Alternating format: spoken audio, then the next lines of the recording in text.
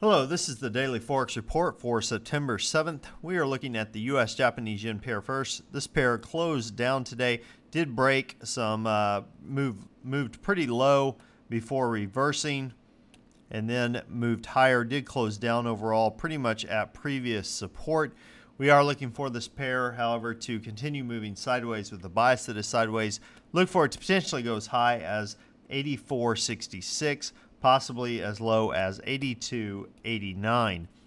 Look for some resistance around 84.50 and look for some support around 83.48. Okay, now looking at the Euro USD pair, this pair moved significantly lower, almost 200 pips, very quick. We are looking for this pair to continue moving sideways overall, bias sideways. Look for it to potentially go as high as 129.54. Possibly as low as 125.92. Look for some resistance around 127.75 and look for some support around 126.25. Okay, now the pound US dollar pair. This pair closed lower, did break through previous support, but pulled back to close within the range that it's moving sideways. Biased is slightly to the downside. Look for it to potentially go as high if we get a reversal to 1.5503, possibly as low as 152.00. Look for some resistance around 154.25 and look for some support around 152.90. Now the US Swiss, this particular pair closed down. We are looking for this pair to potentially move up to 1.0206, possibly down to 1.0009. Look for some resistance around 1.015 and look for some support around 1.0075. Now, as far as news analysis go, we have the Bank of Canada releasing their interest rate decision at 9 a.m. Eastern Time tomorrow. Consensus is they're going to jump rates from 0.75% to 1.00%.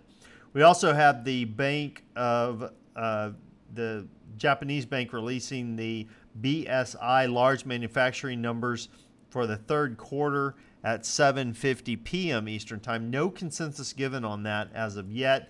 We also have the Australian employment change for August being released at 9:30 p.m. Eastern Time.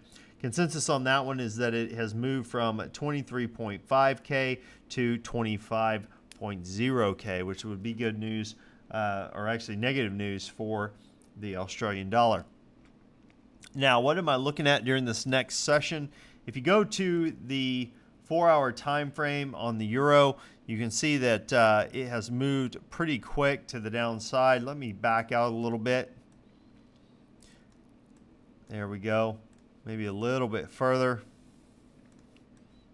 You can see that we have a trend line that has developed from this point to this point. And you notice that we have not hit it as of yet. If we do hit it, we are going to, I believe, come down to this area pretty quick, potentially down to here, and eventually, if it continues to go, down to this point. So where would we look to sell? Right below this line, look to sell, then potentially go to break even or exit, move further into profit, and then exit completely. What that looks like from a pip standpoint, basically looking to grab about 10 pips, 24 pips, and down to 50 pips or 48 pips, 45 pips in that area. So I do anticipate us getting that if it continues to the downside and doesn't reverse altogether during this next session. Well, that about wraps us up for today. Until next time, this is Jason Fielder. Good trading.